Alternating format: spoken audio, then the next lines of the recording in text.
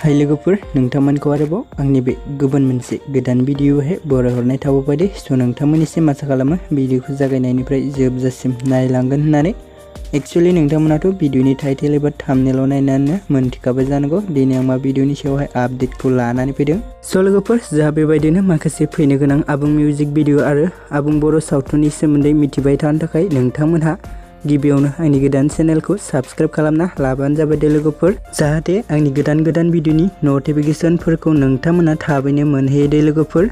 Actually लोगोफोर आं दिनै जाम्बी फिल्म प्रडाक्शन प्रेजेन्ट बेनारनि आन्डाराव फैनाय आरो बिथां प्रबिन बर' एबा मैथा बर'जों दिहुनजानाय मोनसे आबुं बर' सावथुननि सायाव सुंद' आपडेटखौ लानानै फैदों दे लोगोफोर। एक्चुअली लोगोफोर बे आबुं बर' सावथुननि टाइटेलानो जाहैबाय अख्रां नि हाथरखि दे लोगोफोर। स' लोगोफोर बे अख्रां नि हाथरखि आबुं बर' सावथुना जोंहा 2021 मायथाइयावनो दिहुनजानायमोन दे लोगोफोर।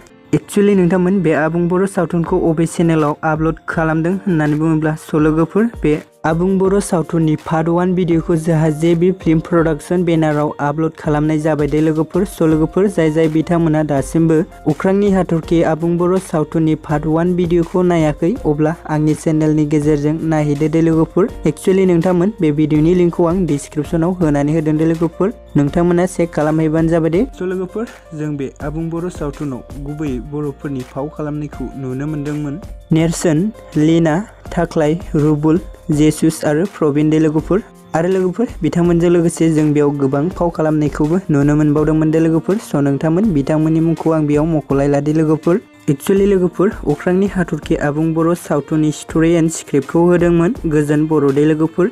स' नोंथांमोन जोंहा बेबायदिनो फैनो गोनां माखासे पार्टखौबो थाबैनो नायबावनो थाखाय नोंथांमोना जेबि फिल्म प्रडाक्शन बेनाराव थांनानै चेनेलखौ साबस्क्राइब खालामना लाहैबानो जाबाय दे लोगोफोर, मानोना बिथांमोना नोंथांमोननि सापर्ट आरो मदद मोनोब्लानो थाबैनो माखासे फैनो गोनां एप'इज्ड 2 भिडिअ'खौबो रिलिज होना होगोन दे लोगोफोर। स' लोगोफोर गुबुन मोनसे पार्ट 2 भिडिअ'आ जुदि थाबैनो रिलिज जायो अब्ला नोंथांमोननिसिम गुबुन मोनसे भिडिअ'जों आं आपडेट खालामना होगोन दे लोगोफोर। स' लोगोफोर बिदिब्ला दिनैनि आपडेटआ बेखिनियानोमोन दे लोगोफोर, गोजोन्थों।